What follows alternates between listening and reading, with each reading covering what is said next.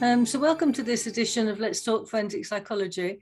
We're really lucky tonight to have Lawrence Jones with us. And Lawrence is a clinical and forensic psychologist who works at Rampton Hospital and also lectures at university. He's published extensively in the areas of trauma-informed practice, therapeutic communities, offence paralleling behaviour. And he was we had a lovely evening in Cardiff Castle where he was awarded a Lifetime Achievement Award by the DFP and made a very moving, memorable speech about the impact of doing this work can have on staff. And so his career spanned all aspects of forensic psychology, so research, prisons, hospitals, and academia. So he's a really good role model to have on to talk to us today. So I wondered, Lawrence, if you could talk a bit about what brought you into the world of forensic psychology. Gosh, the thought of being a role model feels a bit scary. What brought me into it started off with I was in this position where I was looking for work and I had two options. Two jobs that I'd applied for, which I was being interviewed for. One was something to do with a jazz radio, which was being set up in London. It was a long time ago.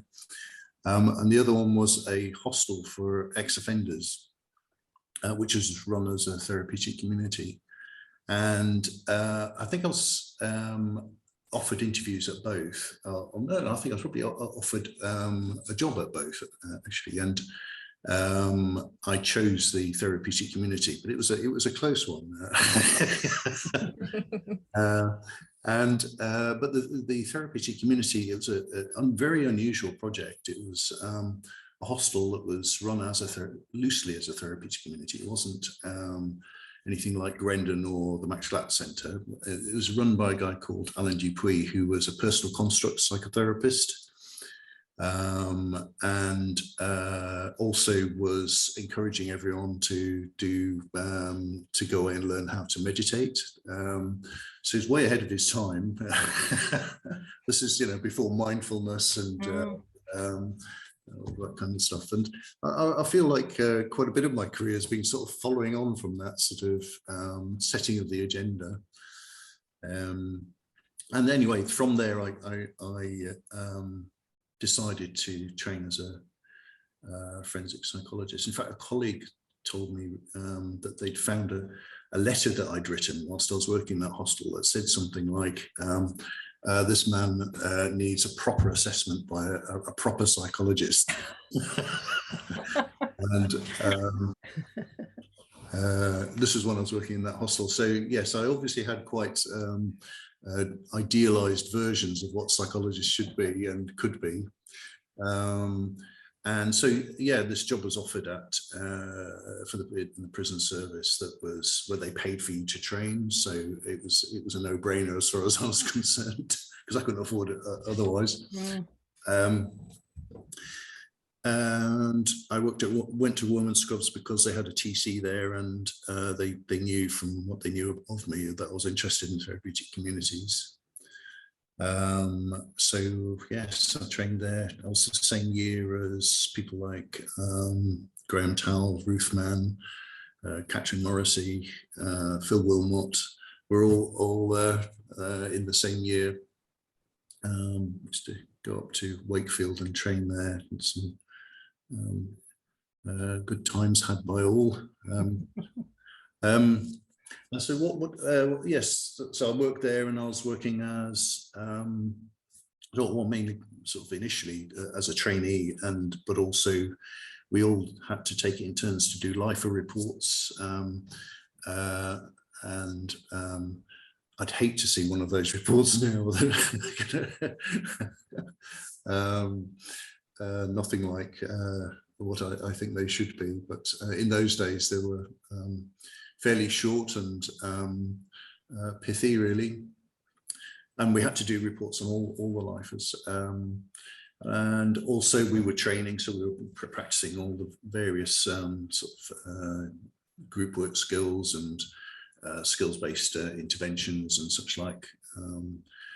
I remember at Women's Scrubs, they had some really old equipment, really scary stuff that that psychologists had used historically, like electric shock treatment for people who were gay, and really gruesome stuff. Horrific, isn't it? It is, yeah.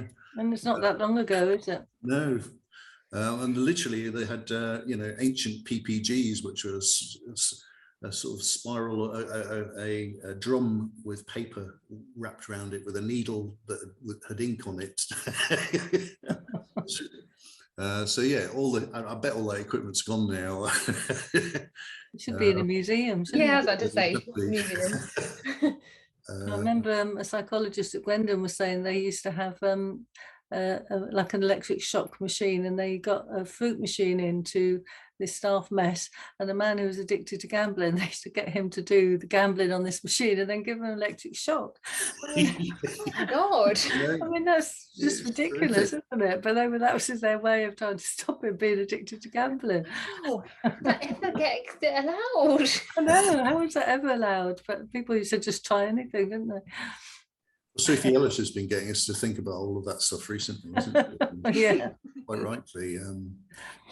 And what the other thing there that, obviously that I really got a lot out of was working in the therapeutic community, which I was, it was kind of love at first sight. I was just totally obsessed with it, and worked there as much as I could, whenever I could, and ended up taking on a kind of leadership role there.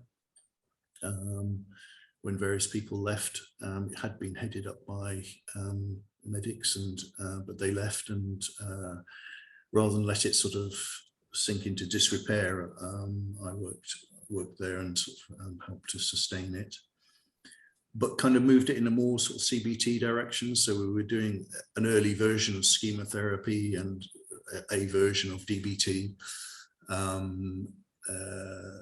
as alongside community meetings and small groups, and we had the sort of usual sort of input of sort of analytic people from an analytic background. I had Ronnie Doctor. Do you know Ronnie Doctor at all? No. He was from Portman. Well, he was from Portman. He used to come along sort of a couple of times a week, I think. And of course, Max Glatt, who was just a real character.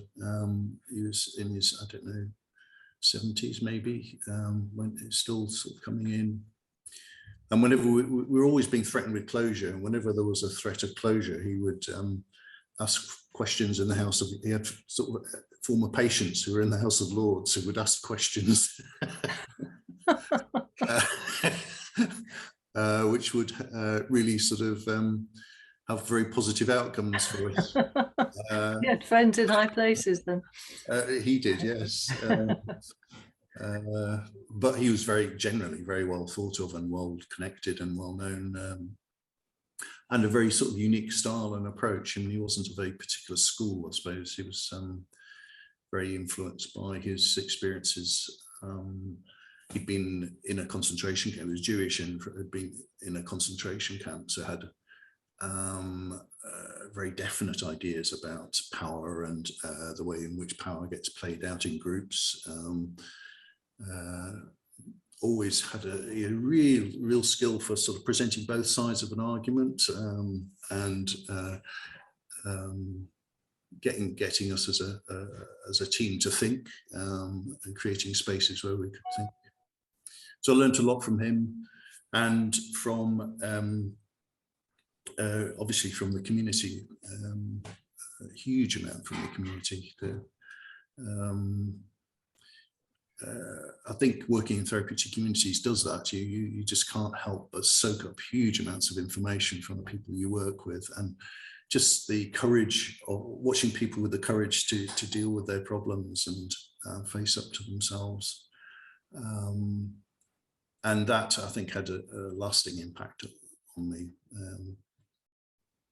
You spoke, I remember you speaking really poignantly on a podcast about leaving the Max Glatt and how sad you were leaving it. And it really made me think a lot about how I felt about leaving a TC. And I mean, how did that impact on you? Well, yes, I mean, so my next step from the match that was to go to Rampton. And again, I had this slightly idealized idea of what clinical psychologists were about. So I wanted to retrain as a clinical psychologist. But I remember getting to Rampton and just being very disorientated and thinking, you know, because I'd been literally, when I was at the match flat, I've been in groups pretty much all day long, or not every day, but a huge, very intensive group work, and staff groups and community meetings and small groups and skills training groups and offence focus. You know, there's stuff going on all week. It's very, very busy. And I remember getting to Rampton and just getting withdrawal symptoms. I was just running around saying, "Where's the groups?" Why aren't people sitting in circles? And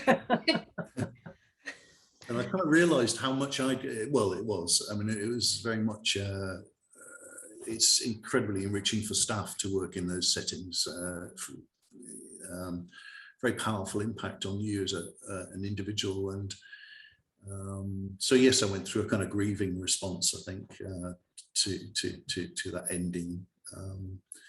And well, as you know, I've still got links with Brendan. I haven't let go. So yes, though I guess I've since then tried to weave into my work a lot of the stuff that I'd learned from that experience, and trying to sort of, because also when I was involved with TCs, under a lot more threat than they are now. They were always on the edge of being pushed out, and so there's a lot of work really going on around trying to operationalize and describe what we were doing in a way that would be persuasive to a range of other kinds of psychologists from other thinking in different ways and with different models.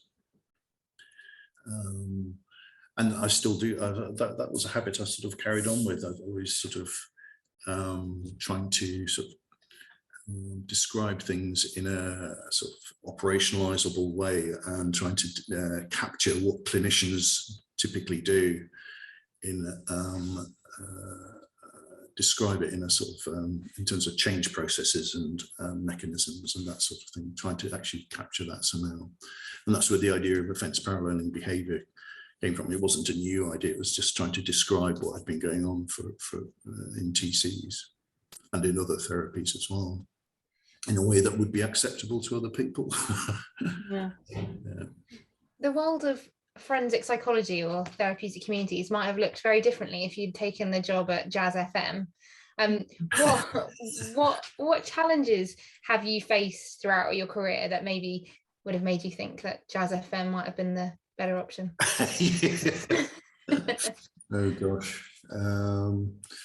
Well, there have been times of when I felt that that clinicians haven't been heard properly or haven't had a voice. There's been a kind of tension between practitioners and academics, and a kind of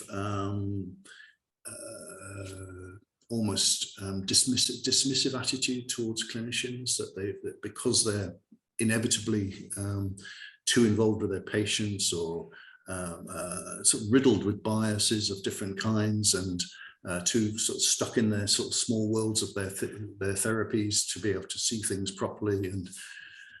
And so there have been times when I felt sort of an overly critical stance in relation to clinicians has been made me think, you know, maybe I should have gone for something else.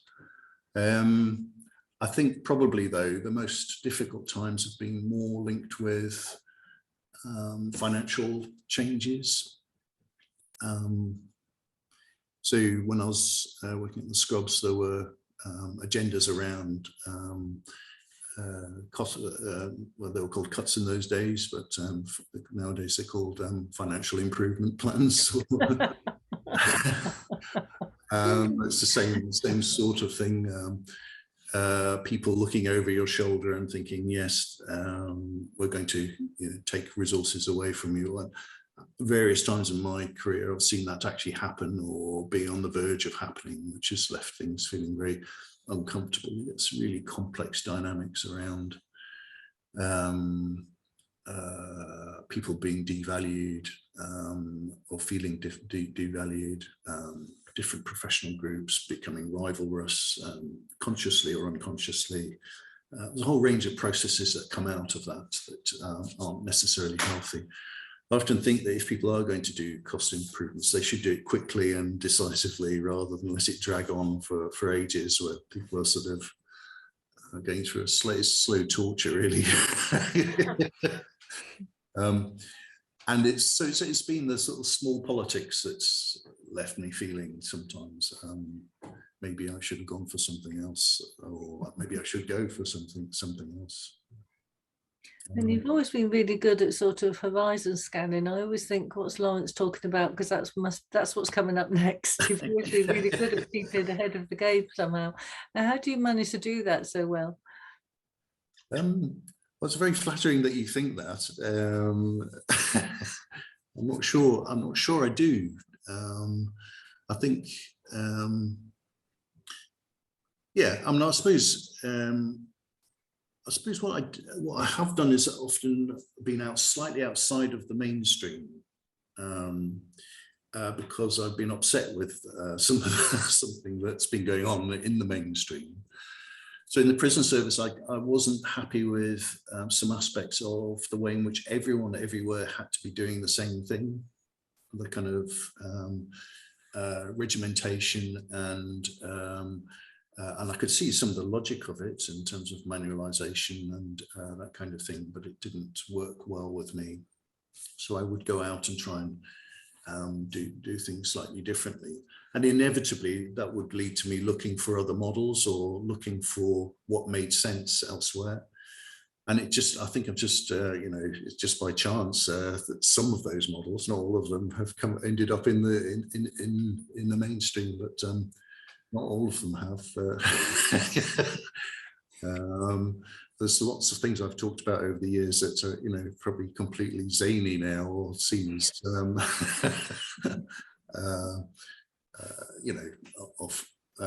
haven't been sort of accepted or seen as viable. So yes, but I think maybe, and I also have been lucky enough to work certainly at Rampton under people, with people who nurtured a culture of free thinking and giving permission to think. And so I would see that as not just, being me, but other people who worked in that context. So you've got people like John Hodge. I don't know if you knew John Hodge, who's certainly, I think, pioneering in the sense that he was the first person to recruit forensic psychologists in secure hospital settings. And in those days, you had to do a conversion to clinical to work there. You don't now, but when I first did, you had to. But John was the person who opened the doors to that. Yeah. But he was at Rampton, and some of the other high secure hospitals did that. I mean, eventually Broadmoor and Ashworth started doing that as well. But and eventually you didn't have to retrain as a clinical to work there. But John was also sort of very forward that he was talking about trauma years ago. He was very, I remember in my interview at Rampton talking about diagnosis and how I couldn't see any sort of sense in it. I remember John saying, "Yes, Lawrence, we all agree with you, but you're working with people who do believe in diagnosis, so you're going to have to find some way of living with them." So yeah, he was certainly ahead of his time, but you had to peep the likes of Clive Holland, Mary McMurran, Todd Hogue, Sue Evershed, Catherine Morrissey, all people who hopefully you've heard of, yeah. All working and innovating in different ways at Rampton. And in a lot of ways, whilst the DSPD sort of initiative didn't actually take off as an initiative, the actual model that was used there of schema therapy, DBT, and a treatment pathway is the sort of template for the whole PD pathway across the country. That didn't exist until Rampton piloted that. So there's definitely a culture of innovation there, and it's just lucky to be part of that, I think. You have a new book due out soon. Could you tell us a little bit about it? Yes. Do you mean trauma-informed forensic practice? We do, but if you do have a few more lined up and you want to give us a little sneak I was going to peek. say, there's also a book on challenging bias in forensic psychology, which I've been doing with, Glenda Leal's the lead editor on that, which we've just about finished now. That's great. A little bit behind that one, isn't it? That one's a few months behind this one that's just coming out. Yeah. The trauma-informed forensic practice book, I think, is I think it's 20 or 24 chapters. I'm not going to be able to remember them all, but just looking at something that I think we've neglected hugely historically, which is, well, it's been there sort of implicitly, I think, in some therapies, but not foregrounded in the same way, which is the whole idea of different types of trauma and adversity in people's backgrounds and how that's linked with offending behavior.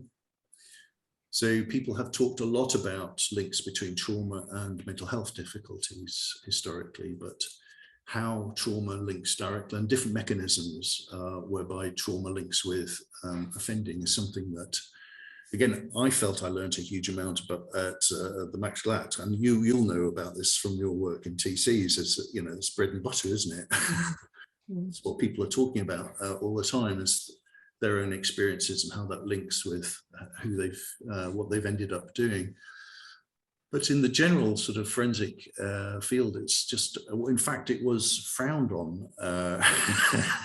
It was seen as excuse making, or people avoiding dealing with the real issues, which was taking responsibility for their offending.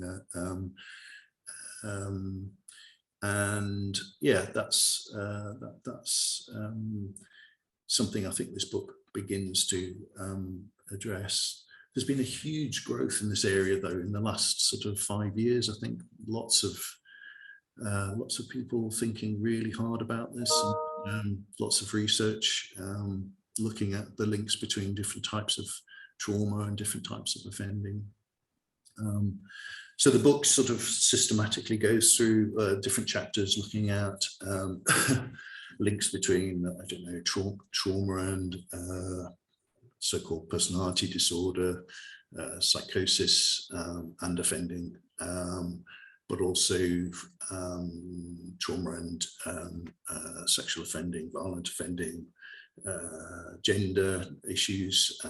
A theme that we tried to sort of weave through the book also was not just to focus on a kind of narrow idea of trauma, but thinking more sort of structurally about the way in which trauma is often linked with things like racism and sexism and homophobia, and how those issues are sort of fundamentally intertwined, because historically the whole trauma narrative seemed to miss that out. So we made a point of trying to weave that in. And I guess another thing we tried quite hard and to do, which you did brilliantly in your chapter, Geraldine, was getting the service user's voice in there, and making sure that that's being heard and part of what people were doing in each chapter in slightly different ways. Just trying to think. It's hard to do it justice. There's so much going on in it. Maybe that's reason for people to buy it and have a proper good read. Yes. it's such a, it was really great doing it with Phil Wilmot, and so going through the sort of experience of editing it, and really just having the experience of reading so many different perspectives, and lots of people really excited about links between trauma and offending in different ways, and the importance of addressing that in therapy as well. Not sure if that answers your question. Yeah, it does. The final question from us then: what are your plans for the next 5 years? Where do you see your career moving to? So a really small question to kind of end on. Yes, gosh. Well, so it's a useful question for me, because in some ways I see myself as having become totally institutionalized at Rampton, and I am actually past my retirement date, so I could retire at any time, and I'm kind of clinging on. So a lot of what these books that I've been involved with are my swan song, really. It's me sort of saying the things that I've always wanted to say, that well, that's one way of looking at it anyway. But so the question of what do I do? Do I stay? I think I do want to stay. I work with a fantastic team at Rampton, and it's a real privilege to work with them. So yes, whilst I still feel that we're doing something creative and useful, and that I've got a role in that, I will be motivated to stay there. But if I am thinking about moving on at some point, and again, I've got a stark choice. Maybe I go back to jazz radio. Hey, it's calling. It's your calling. Or into some other area. Yeah, I mean, I was thinking of maybe doing more writing, or getting involved with one of the courses a bit more. I know quite a few people have done that when they've retired, or retired and returned in different ways. So yes, so there's got a good balance, haven't you? Because I mean, working with you've always worked with sort of high risk people that are, you know, and listening to really extreme trauma, really not. If people have said to me, you know, why would you not just be a therapist outside? And I was like, I couldn't imagine just listening to the worried well, really. I mean, we'd like, well, but what about what's really happening? You know, I couldn't imagine doing it.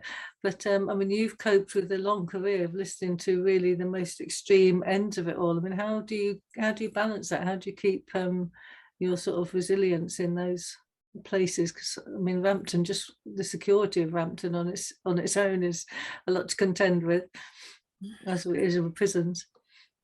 Yes, well, I think I've covered some of that already. I think there's something about I find incredibly enriching for my life.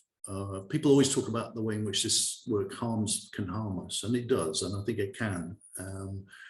It's emotional labor, and we get hurt by it, and or we can get hurt by it, but also incredibly enriched. Our lives are enriched by it. An example of that, you know, I used to smoke cigarettes, and when I was working with substance misusers on the Max Flat, I stopped smoking, and it was kind of I'd be talking to the guys about relapse, and they say, you know, you still smoke though, don't you? And I thought, yeah, and we'd talk about relapse processes, and I'd say, well, yeah, no, and eventually I'd say, right, I've stopped smoking.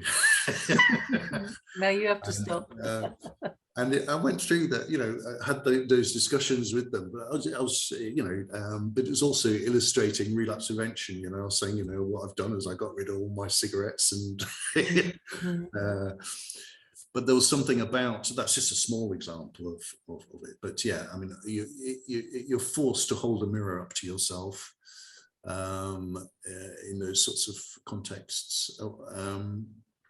Both in terms of TCs, but also when you're working with individuals and group work of different kinds. You have to face up to some of your own demons. And that's an enriching process if you do it well and work at it. So yes, I think that's what I've sort of what I've done to survive is really allow the work to be enriching for me as well, and take me on a journey of self-discovery and exploring my own needs and my own world. When I was in the Max Glatt, I was also had, well, in fact, before I started training, I had personal therapy, which went on for years, which I found really useful as well. So it's a place to be exploring the things in it.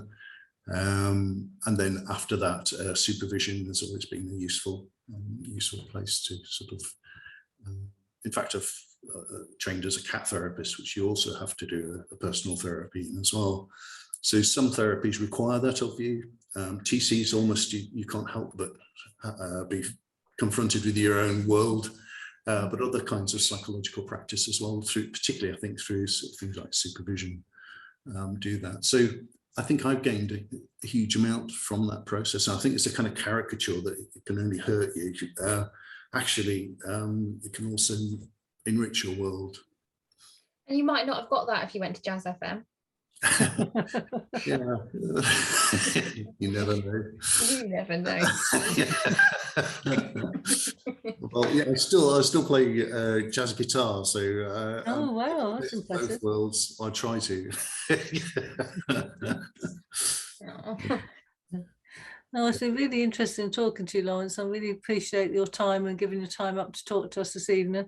And it just remains for us to say, let's talk forensic psychology.